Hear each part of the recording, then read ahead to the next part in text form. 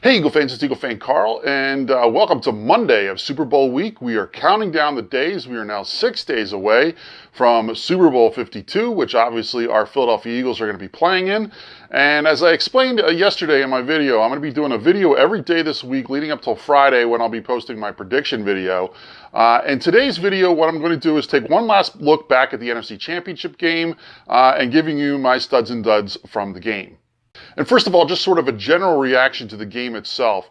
For those of you who remember the championship game against Tampa Bay Buccaneers back the last game at the Vet, I think this game sort of played out in the absolute inverse of the way that game played out. And in many ways, I think this game is going to be like the Tampa game was for us, it's going to be for the Minnesota Vikings. Because if you remember in that Tampa game, the Eagles came out guns blazing, went right down. Brian Mitchell has the big opening kickoff return, and the Eagles punch it in a few plays later and take the early 7-0 lead, and then everything went downhill. That's exactly what happened to the Vikings in this game. They get the opening kickoff, they take it right down the field, they score the touchdown, they go up 7-0, and then everything went downhill from there. So that's really sort of the way that game played out, and it just was sort of remarkable how that ended up playing out. And I really think that shows that there sort of was a letdown effect that the Vikings had in this game. If you recall when I was setting up the prediction for the Eagles-Vikings game, I had talked about sort of what happens to teams that win on miraculous plays like the Vikings won in the divisional round against the Saints. And the statistics did not bode well for that team the next week. I had pointed out in the video that those teams were 0-5 the week after you win a game on a walk-off touchdown like that. What I also did not mention in that, though, was that in 4 of those 5 cases, the team didn't just lose the game, they got blown out in the game. So I really think that does show that there is sort of a letdown effect. You can now make that stat 0-6, and you can also make that now that 5 of those 6 teams have gotten blown out the following week. So it doesn't surprise me, actually, if you look back at it, that the Vikings, still off that emotional high, would sort of come out, play a great opening series, but then just sort of have everything fall apart on them. That's sort of, that's very characteristic of that kind of a loss, where you just can't sustain that kind of emotion over the course of a whole game, and it ends up being a major letdown, and then the other team is just able to roll over you with their game plan, which is exactly what the Eagles did to the Vikings in this game.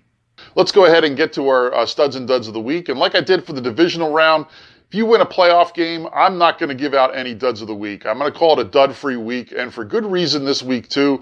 This team played solid across the board. The only guy maybe you would give a dud to is Najee Good for giving up the 1 touchdown we did give up. But I think that was more a blown coverage. You could see that there was miscommunication in the Eagles' defense on that play. So I don't think it was completely his fault either. Who really knows who was totally to blame for that 1 touchdown?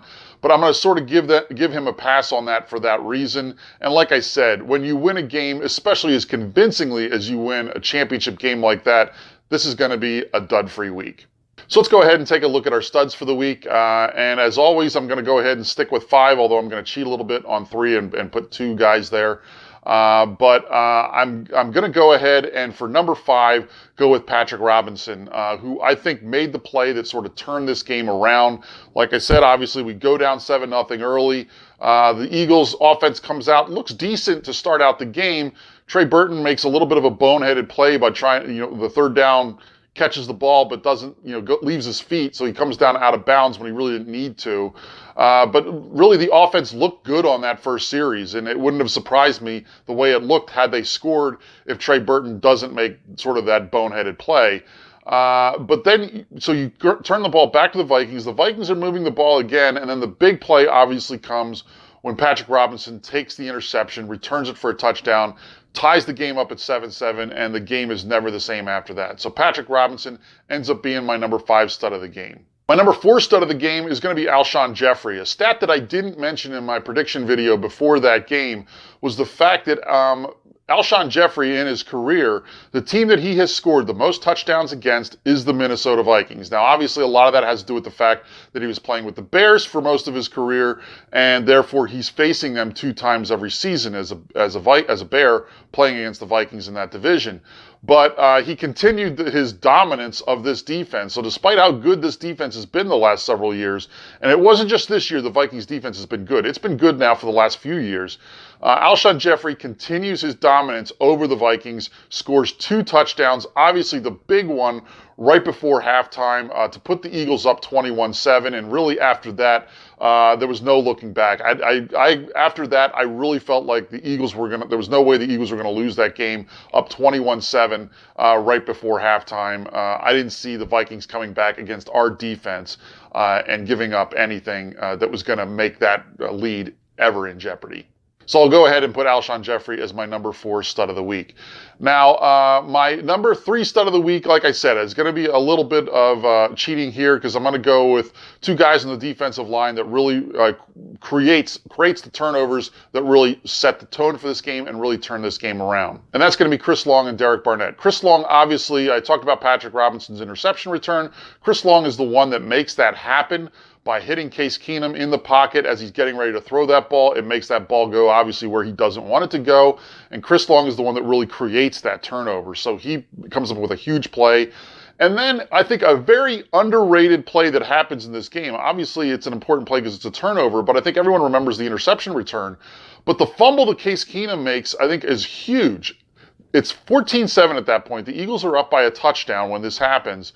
And so it's 14-7. The Vikings are going in, at minimum, they're already in field goal range, so it's going to be 14-10. But Derek Barnett comes off the edge, knocks the ball out of Case Keenum's hands for the strip sack, and Chris Long then is the guy that falls on it. So Chris Long is involved in both big turnovers. But what ends up happening then is Derek Barnett's the one that really creates that, sort of like Chris Long's the one that creates the interception. So I'm going to give the credit to Derek Barnett for this one. And that one really then completely turns the game around. So as a result, instead of the Vikings getting at least 3 points, we end up taking the ball the other direction, and that's when we get the touchdown to Alshon Jeffrey. So really, it's a 10-point swing there. And right before half, when we're going ahead and when we really end up, we score 10 points right there at the end of the first half. That just completely put that game away. There was no way the Vikings were coming back from that. And Derek Barnett's play, I think, really creates that. And how appropriate was it that Derek Barnett, the guy that we got with the first-round pick we got from the Vikings for the Sam Bradford trade, is the one that makes the big play. I had been joking leading up to that game that I thought a great way for the game to end would be for Derek Barnett to sack Sam Bradford, who had to come in for an injured Case Keenum, and that be the play that ends the game. We didn't get quite that, but we got pretty close with Derek Barnett making the strip sack that really ends the Vikings' chances of ever really getting back into that game. And as a result, it really was huge. Now, another thing to sort of keep also in your mind as it relates to all this is one of the things that we did mid-season was we pick up Jay Ajayi and we trade one of our 4th-round picks. We had 3 4th-round picks this coming season. One of those came from the Vikings. So the fact, it's probably not going to end up being the actual Vikings pick, but the fact that we did have an extra 4th-round pick makes it very easy for us to trade one of those to the Dolphins to get Jay Ajayi. So if you really think about it, the Eagles, in essence, got Derek Barnett and Jay Ajayi for Sam Bradford. And what happens in this game? Derek Barnett comes up with a huge play to sort of kill any chances the Vikings have of coming back in this. Jay Ajayi has a huge game, 18 carries for 73 yards, really sorts of establishes the run game in this thing and was the big performer as it relates to the run offense that we had. And what does Sammy Sleeves does? He sits on the sideline and watches the whole game. So if you want to ask the question, who got the better end of that deal, clearly it was the Eagles. And now that I think about it, maybe we shouldn't be giving the stud of the week to Chris Long and Derek Barnett as a sharing. You know what? Instead, what I'm going to do, I'm going to take them off the board and I'm going to give it to Howie Roseman. Because if you think about it, Chris Long and Derek Barnett are not on the team last year. Jay Ajayi is not on the team last year. Patrick Robinson is not on the team last year. Alshon Jeffrey is not on the team last year. Here's another stat that's really interesting. How many points have the Eagles scored in this postseason? They have scored 53 points in this postseason. How many of those 53 points were scored by guys who were on the team prior to this season?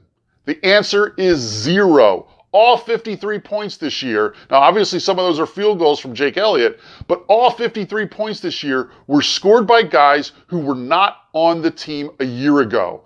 Howie Roseman built this team, and for that reason, you know what? I'm going to take Chris Long and Derek Barnett off and give it to Howie Roseman as stud of the year, really, for creating this team and really getting us to where we are now.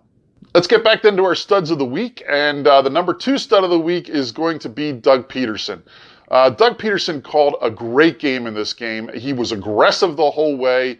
That drive at the beginning of the second half, I think, really set the tone and basically told the Vikings, you're not coming back in this game. They take the ball right after getting the lead going into halftime. You're up 17 points coming out at halftime. And what does he do? He gets the ball first and he takes it right down the field. He goes for the flea flicker, so he's going for big plays. It's not like they just methodically ran the ball down the field and scored a touchdown. He goes for the big play to basically end the game, and the Eagles go up 31-7. And then you knew that there was no way the Vikings were going to come back from this thing. We had demoralized them at that point. And the Vikings really, I think, maybe they got some energy at halftime and said, hey, listen, we can come back from this thing. After that opening drive, there was no way that they were coming back. So the fact that he goes for the jugular, I think, is huge. Doug Peterson's been aggressive all 2 years he's been here, and it really pays off in this instance. The play calling itself, though, also was really incredible. There's specifically 2 plays where he calls passes to Zach Ertz that the play design was great. One is on, it's 7-7. We're going in for the score that LeGarrette Blount scores when we go up 14-7. Right before that play, there's a 3rd and 1 play that's a pass to Zach Ertz that's out in the flat. And Doug Peterson draws the play up beautifully. He has Matt Collins cut across and really sort of guard his receiver and make a rub where he doesn't draw offensive pass interference. It's a beautifully run play. Matt Collins runs it beautifully. But the play design itself is great because it takes that defender out of it, and Zach Ertz has a real easy catch to get 2 yards when you need 1 for a first down. And if you look at that play, just the way it's designed and the way it's executed is great.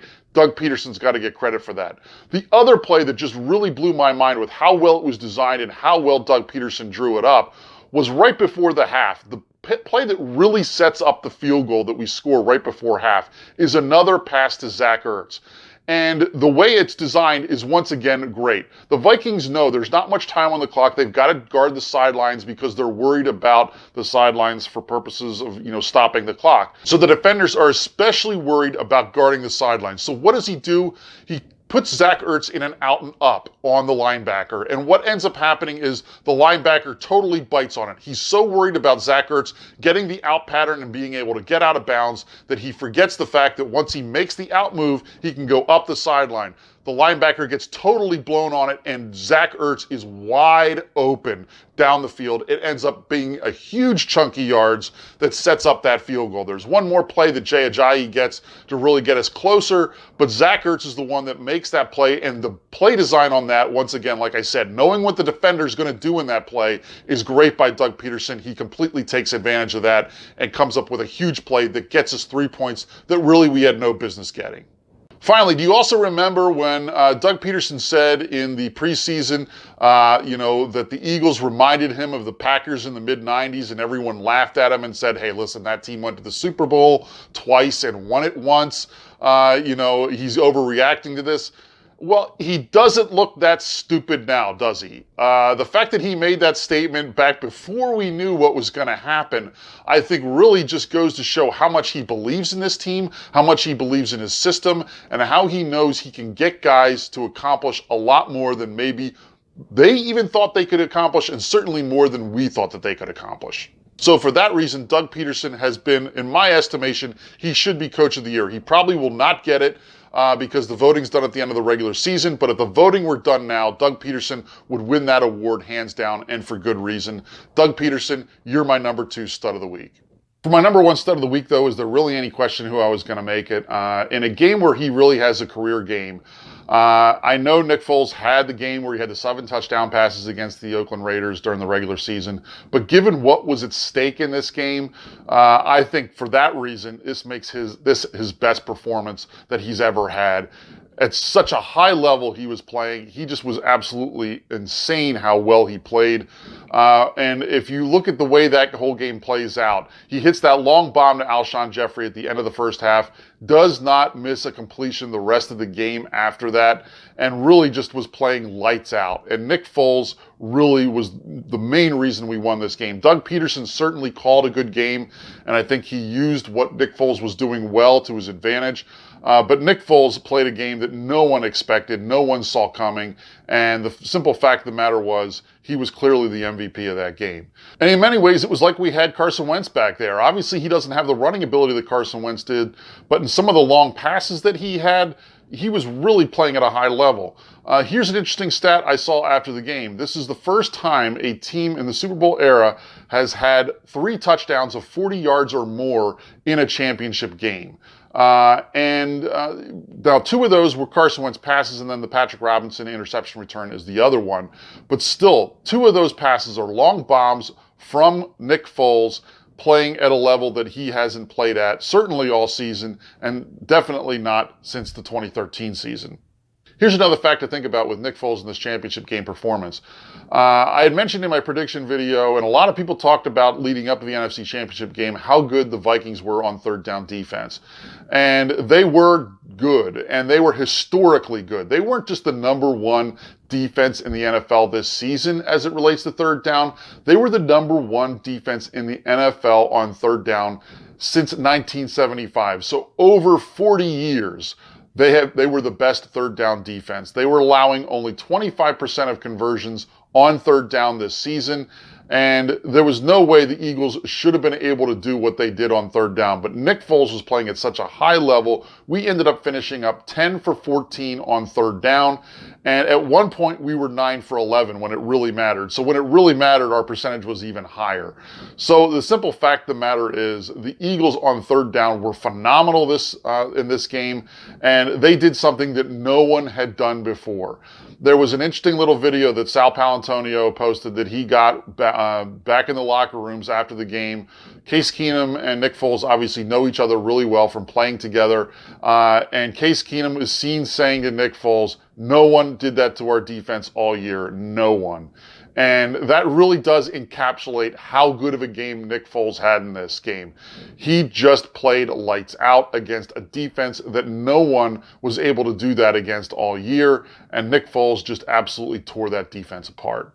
For those reasons, obviously then Nick Foles ends up and has to be the number 1 stud of the game.